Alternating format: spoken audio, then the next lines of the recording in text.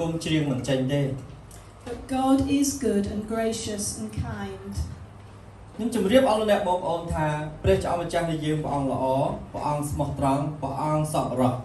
And He understands our thinking, which is born out of pain and hurt and loss. បិតាដែលជាព្រះរបស់យើងព្រះអង្គជ្រាបគ្រប់ទាំងការឈឺចាប់នៅទំហំនៃការឈឺចាប់និងការបាត់បង់នៅក្នុងជីវិតរបស់យើងម្នាក់ៗ And because He loves me, He didn't let me stay in that place of rebellion for long. អញ្ចឹងដោយសារតែព្រះអង្គស្រឡាញ់ខ្ញុំខ្លាំងព្រះអង្គមិនអនុញ្ញាតឲ្យខ្ញុំរស់នៅក្នុងជីវិតដែលបោះប្រឆាំងនៅក្នុងជីវិតដែលរស់នៅដោយគំនុំនឹងយូរទេ So over the next few weeks and months, He gradually showed me and reminded me of the people He had used to show me kindness.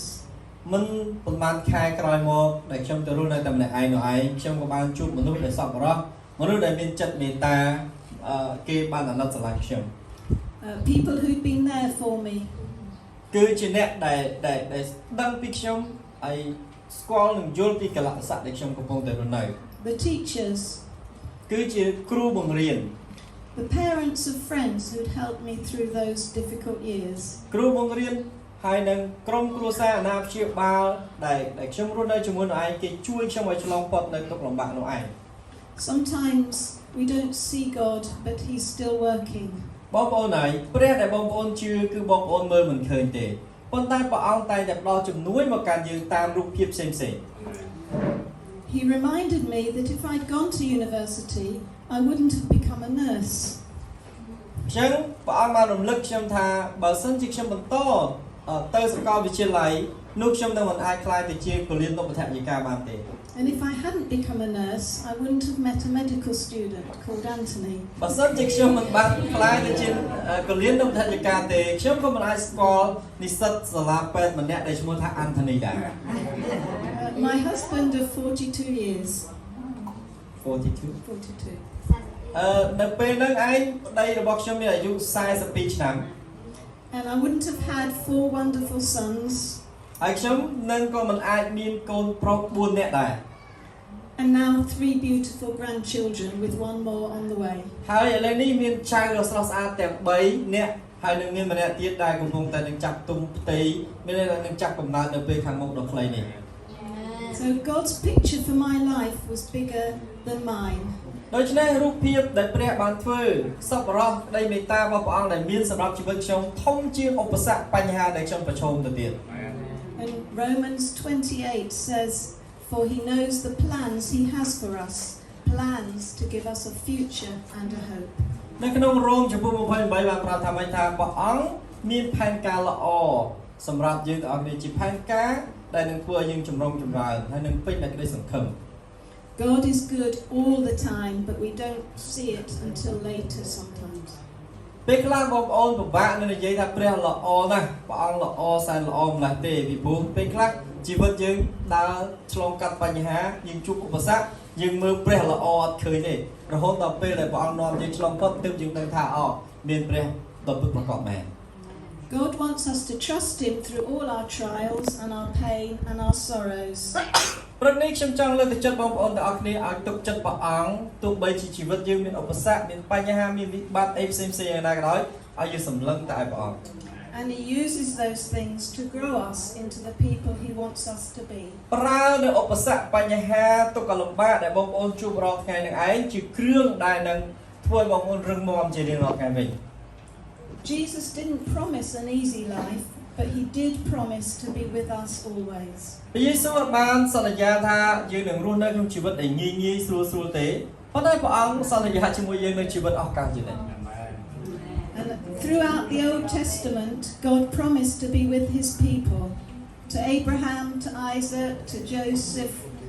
and to Jacob, and to Moses. នៅក្នុងព្រះគម្ពីរសញ្ញាចាស់នៅក្នុងសម័យដើមគឺព្រះអង្គតែងតែសន្យាជាមួយនឹងវិជារបស់ព្រះអង្គគឺលោកអាប់រ៉ាហាំលោកអ៊ីសាក់លោកយ៉ាកុបគឺថាព្រះអង្គគង់នៅជាមួយពួកគេ And to Joshua He said, "Have I not commanded you? Be strong and courageous. Do not be afraid. Do not be discouraged, for the Lord your God will be with you wherever you go." លោកយូស្វេបានប្រកាសយ៉ាងដូចថាសូមកុំឲ្យយើងបាក់ទឹកចិត្ត កុំឲ្យយើងរវិតចិត្តកុំឲ្យយើងទាំងអស់គ្នាភ័យខ្លាចអ្វីឡើយត្បិតអីព្រះចៅម្ចាស់បានសន្យាជាមួយអ្នកថាព្រះអង្គនឹងគង់នៅជាមួយអ្នកគ្រប់ទីកន្លែងទាំងអស់នៃអ្នកទៅ And he promised to be with his disciples, and he promises to be with us. នៅក្នុងសម័យសញ្ញាចាស់ព្រះអង្គសន្យាថាគង់នៅជាមួយនឹងប្រជារាស្ត្រព្រះអង្គហើយនៅក្នុងសញ្ញាថ្មីព្រះអង្គតែងតែសន្យាថាព្រះអង្គគង់នៅជាមួយនឹងសាវករបស់ព្រះអង្គ So in the dark and difficult times when we feel that God seems to have disappeared, we must trust he is there because he has promised to be with us. ថ្ងៃនេះខ្ញុំចង់ជម្រាបបងប្អូនថានៅក្នុងភាពងងឹតភាពភ័យខ្លាចតែបងប្អូនពេលខ្លះមានអារម្មណ៍ថាឯកោតែម្នាក់ឯងបាក់ទឹកចិត្តព្រួយបារម្ភច្រើនបងប្អូនត្រូវចាំថាព្រះនៅទីនោះជាមួយនឹងបងប្អូនព្រះអង្គមិនដែលចាក់ចេញពីបងប្អូនឡើយ There's a poem called Footprints. នៅក្នុងសុភាសិតឬក៏ក្នុងពាក្យដំណាលមួយគេនិយាយអំពីគេហៅថាស្នាមជើងឬក៏គេហៅដានជើង And a lady is walking down the beach. មានស្ត្រីម្នាក់ដែលគាត់ដើរនៅលើវាលខ្សាច់ And she sees, most of her life, she sees two sets of footprints walking along the beach. One is hers and one is God's. នាងតែងតែឃើញស្នាមជើងឬក៏គេហៅថាប្រអប់ជើងដែលដើរនៅលើវាលខ្សាច់នោះឯងពីររហូតមានស្នាមជើងពីរក្រោយពេលដែលនាងដើរនាងសម្លឹងទៅឃើញពីររហូតហើយនាងតែនិយាយថាមួយគឺជាស្នាមជើងរបស់នាងហើយមួយទៀតគឺជាស្នាមជើងរបស់ព្រះ And then she noticed that at the difficult times there is only one set of footprints. តែក្នុងពេលខ្លះនៅពេលដែលជីវិតនាងលំបាកបំផុតក្តៅបំផុតពិបាកដើរបំផុតនាងឃើញថាជើងស្នាមជើងនៅលើវាលខ្សាច់នោះមានតែមួយទេគឺជាជើងរបស់ព្រះ So she said to God, why is it that through the difficult times you went away and I walked on my own? ពេលខ្លះនាងសួរទៅកាន់ព្រះអង្គថាហេតុអីបានឃើញជើងនាងតែមួយដើរនៅលើវាលខ្សាច់ស្នាមជើងនោះឯងហើយមុននឹងខ្ញុំបកខណាគឺនាងគិតថានេះជាស្នាមជើងរបស់នាងតែម្នាក់ឯងណាតែក្រោយមកនាងទូលទៅកាន់ព្រះអង្គថាហេតុអីនៅក្នុងពេលលំបាកជួបទុក្ខលំបាកអញ្ចឹងព្រះអង្គយាងចេញពីនាងឲ្យនាងដើរទៅឯងនាងសួរព្រះអញ្ចឹង But God said to her, ប៉ុន្តែព្រះមានបន្ទូលទៅកាន់នាងវិញថា my dear child, in those times when you see one set of footprints, that was when I was carrying you. កូនសម្លាញ់អើយនៅពេលណាដែលអ្នកឃើញថានៅលើខ្សាច់ឃើញស្នាមជើងតែមួយនោះមិនមែនជាស្នាមជើងឯងឡើយគឺជាស្នាមជើងឪពុកទេតាពីព្រោះនៅពេលនោះឪពុកកំពុងតែបីឯង So that's how it is. When the difficult times come and we might not feel God with us,